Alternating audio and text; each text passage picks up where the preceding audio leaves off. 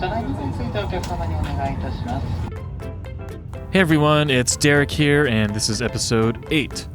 I'm on my way to Kyoto, blessed with a clear view of Mount Fuji in the Shinkansen. A great way to officially start Phase 2. It's all more or less the same. So today I'm at the Kyoto Tower Hotel, which is inside the Kyoto Tower, which is awesome, and you get a discount to check out the observatory, which I will definitely take advantage of. Probably today, because I don't really want to do crazy amount of walking after the music festivals. I did a whole bunch of walking this day. Kyoto Tower. It's pretty cool. Ooh, this looks tiny. Nice angled toilet. That's the first angled toilet that I've had. That's a small bath. Not that I was gonna bath in there anyway, but that's a small bath.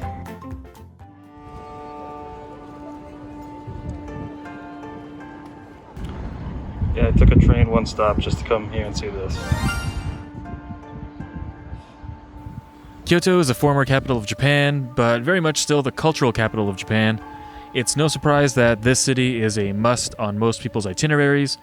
There's so much to do that even though I was only here for 2.5 days, it's getting its own episode. First thing is first, I want to shout out the Shichimi and Shrine. I went there in 2019, so I didn't feel the need to go back there. It's super iconic with all the torii gates, so if you're looking for things to do in Kyoto, I definitely recommend it.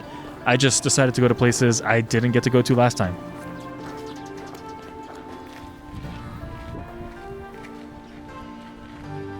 My first stop was the Toji Pagoda, which was walkable from the park with the PokéLid. The sakura were still kind of kicking, so that was nice to see, but immediately it was just so serene being in its presence. For me, pagodas were always what I pictured whenever I thought of Japan.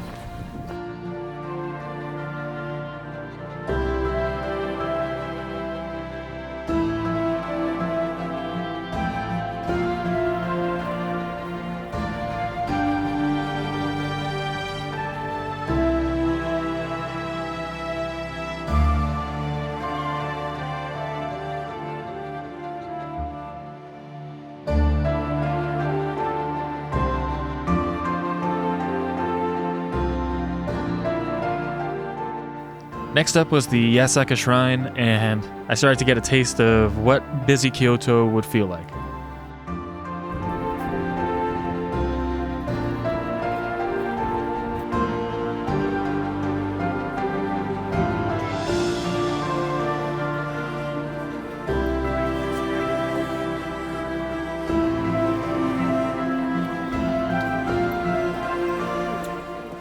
On the way to the nearby Maruyama Park, there's a street full of vendors selling things like takoyaki and yakisoba. The park is known for being full of cherry blossoms, but unfortunately I was a little too late. You can see that there's hardly any blossoms left on the trees. And of course there's a PokéLid here.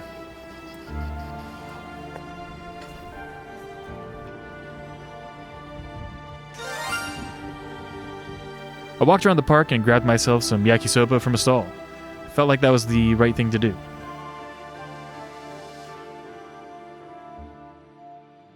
After that, I took a walk along Gion and some of the shopping districts down the street until I made my way to, Pokemon Center, Kyoto. This Pokemon Center was really nice. Had a similar black and gold aesthetic to Kanazawa, but unfortunately they were sold out of any exclusive Pikachus.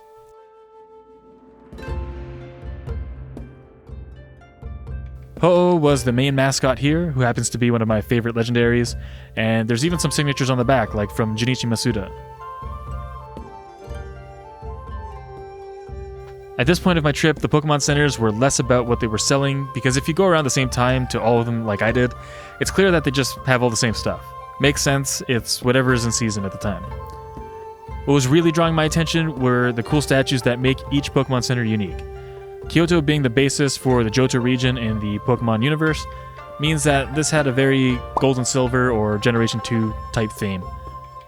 The Johto starters were all hidden around the store, and Lugia was also kicking around.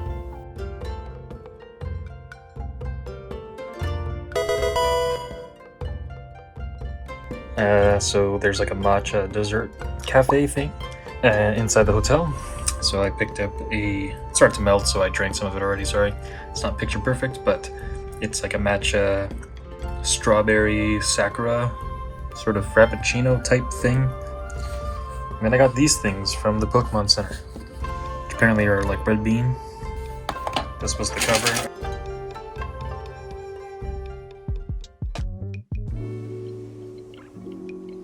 Later that night, I took advantage of staying at the Kyoto Tower Hotel by checking out Kyoto Tower with a very, very slightly discounted ticket. I hadn't checked out any of the city towers during the night. I'd always gone during the day, so it was really cool to see Kyoto all illuminated.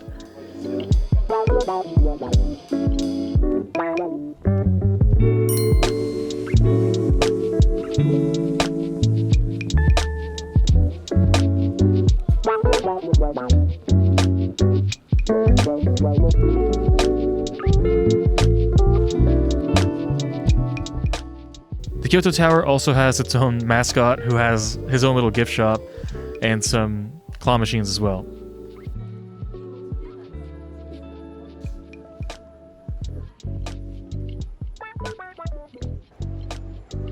Here's the tower itself, illuminated blue. It's honestly so nice.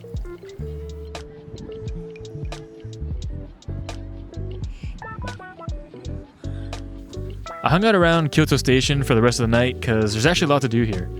There's a walkway, also illuminated, which gets you a nice view of the Kyoto Tower as well.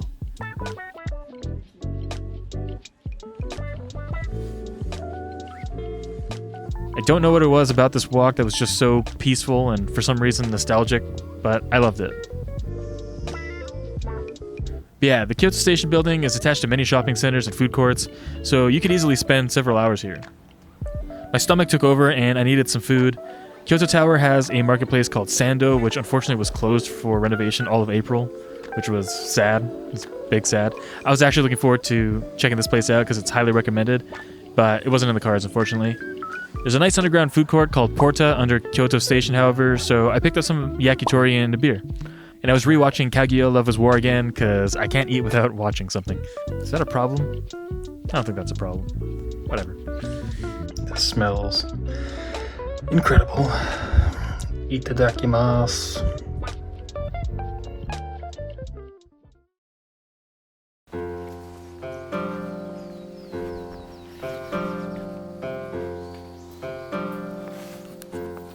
The next morning, I left for Arashiyama as early as physically possible. Famous for their bamboo groves, it's a place that tourists absolutely flock to, so getting here early was ideal. There's a split that takes you to the Sagano Bamboo Grove, which is where I went first, or you can go straight to the main Arashiyama Bamboo Grove. Something that I wanted to mention at some point in the video, which I'll do right now, is that Kyoto is very busy.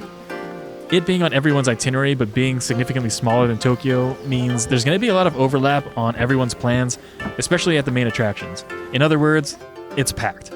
Expect it to be packed. Allow yourself time to explore. People are going to be walking at a snail's pace. People are going to be stopping to take pictures every 2 seconds. And likely so would you. Be understanding and respectful, as tourists, both domestic and international, are here to enjoy and experience it the same way that you are. Just be mindful. Take your pics, move on, check out the next thing. I bring this up because it was so obvious to hear other tourists' frustrations who didn't expect it to be so busy. Just set your expectations and you'll have a better time. Anyways, rant over. Holy bamboo, this was incredible to see. They're so dang tall, and it made for a lot of awesome pics and videos.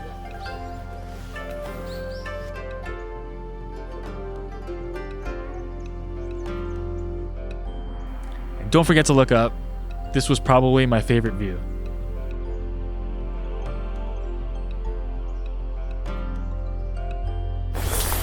What up? Check this shit out. It's pretty nutty. I don't know if I'm in it or not, but it looks pretty insane.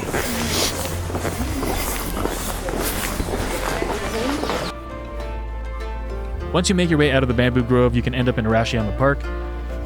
This is the Kameyama area of the park, which is known for its cherry blossoms. But of course, I was a little too late.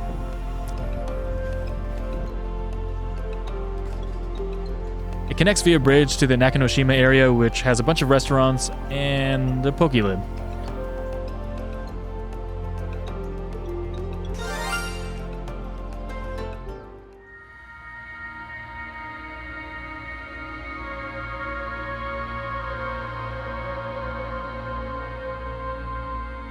For everything cool and cultural, I need to balance it out with something nerdy. My next stop was Toei Kyoto Studio Park. This is a theme park dedicated to Toei Animation, who is responsible for things like One Piece, Sailor Moon, and Dragon Ball.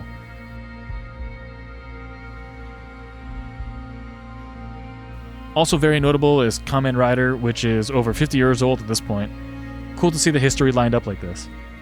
This is the kind of show that would eventually bring on things like Super Sentai and Power Rangers. It's pretty cool.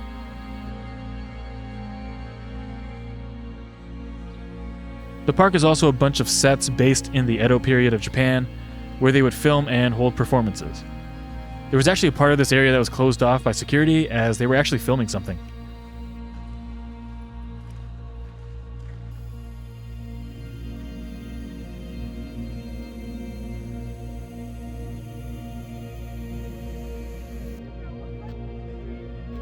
My main draw, though, was checking out the giant Eva from Neon Genesis Evangelion. What I didn't know was that this was actually an interactive game. Didn't think I'd be piloting an Eva that day.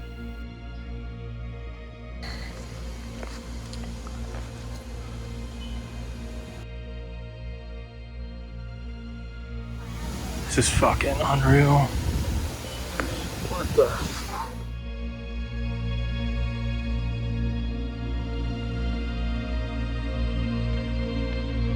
Body scan is completed.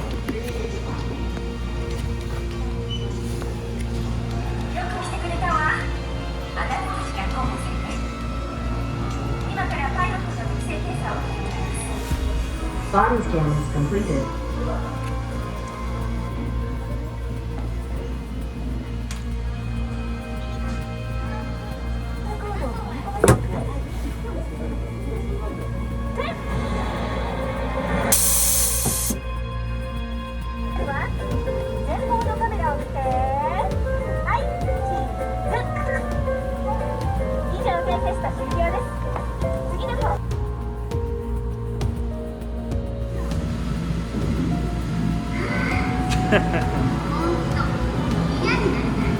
Oh, that's so bad.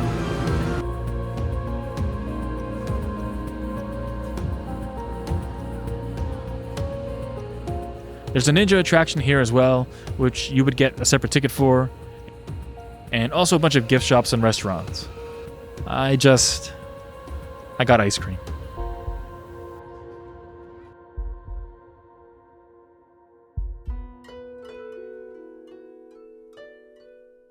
The last major stop for the day was Kinkaku-ji, the Golden Pavilion. I don't think my camera captured how much it actually sparkles, but it is really cool. The top two sections are covered in gold leaf. There's a phoenix rooster called a Ho-Oh standing on top of the building as well. Plenty of Pokemon Gold connections here.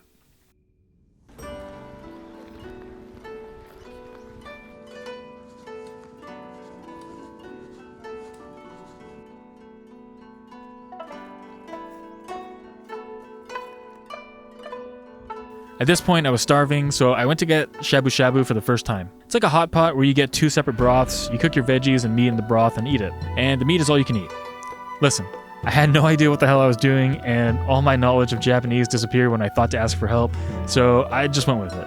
I kinda ate the veggies and meat like a soup, but apparently you're not supposed to really drink the broth. Sorry. I just ate the rice on the side, none of the food got wasted, and that's all that matters. Later that night, I picked up some pork buns and gyoza from the famous 551 Harai.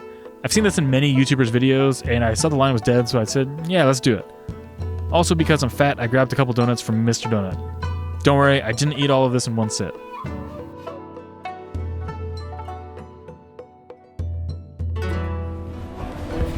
Oh, it's an uphill walk from here. At least coming down might not be so bad. But at least I have a little bit of space to walk at my own pace. It was only crowded kind of where the bus lands. Where the bus stops.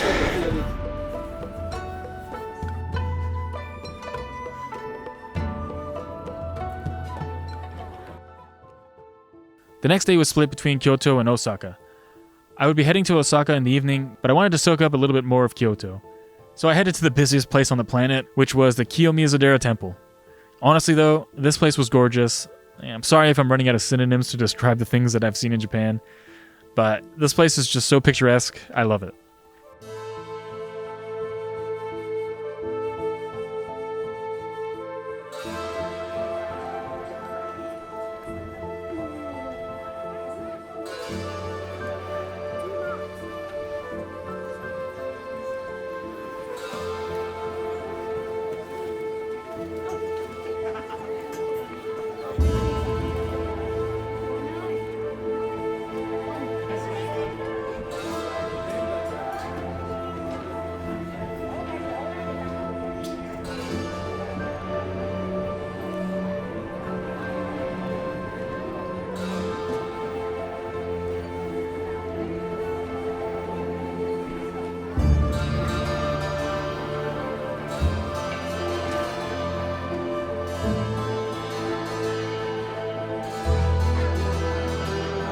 This is fucking unreal.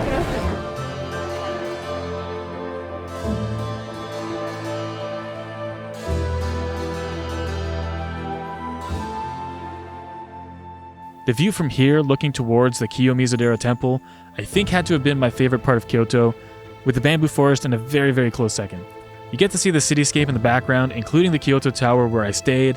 You get to see all the nature surrounding the temple. I don't know. Everything in the scene is just so satisfying to me.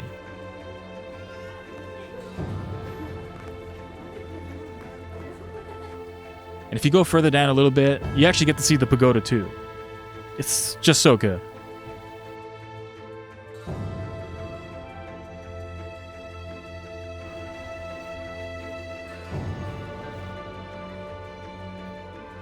Down the street from Kiyomizu-dera are a bunch of shops selling touristy items, desserts, teas, food, omiyage.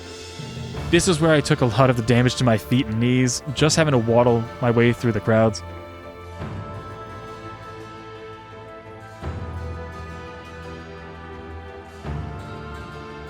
You'll eventually see a giant staircase road called Sannenzaka.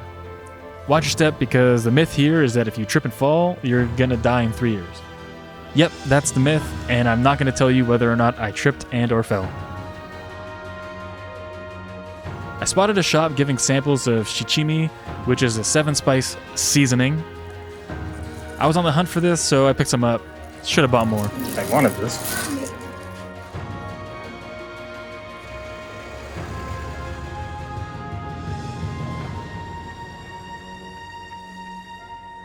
I also tried some mitarashi dango, which are grilled mochi skewers with a sweet soy sauce glaze. These were made right in front of me. They're served with kinako, the soybean flour that you can see here. Sannenzaka leads towards another street of stairs called Ninenzaka, which has a similar myth, but you die in 2 years instead if you fall. Ni is 2 in Japanese, and san is 3. Get it? Ninenzaka, 2 years. Sannenzaka, 3 years, yeah. Anyways, despite the crowds, there's lots of cool shops and so many picture-worthy views if you remember to look at all directions. If you keep going down Sannenzaka instead of turning on Ninenzaka, you'll actually see the Yasaka Pagoda. You can check out the pagoda directly or check the neighboring streets to see some of the famous Kyoto photo spots. Fuck. These are like people's homes. I want a fucking home here. That's so sick. So some closing thoughts on Kyoto. It's an absolutely beautiful city. Other cities can come close, but there's something about Kyoto that just separates it from the rest. It's crazy overcrowded with tourism though. Again, set your expectations and it won't be so bad. Outside of the typical tourist spots though, I thought it was fine. I would definitely go back to Kyoto to check out the lesser beaten paths. But yeah, that'll do it for Kyoto. I made my way to Osaka later this day, which I'll cover in the next episode. If you enjoyed, be sure to like and subscribe, and I'll see you next time.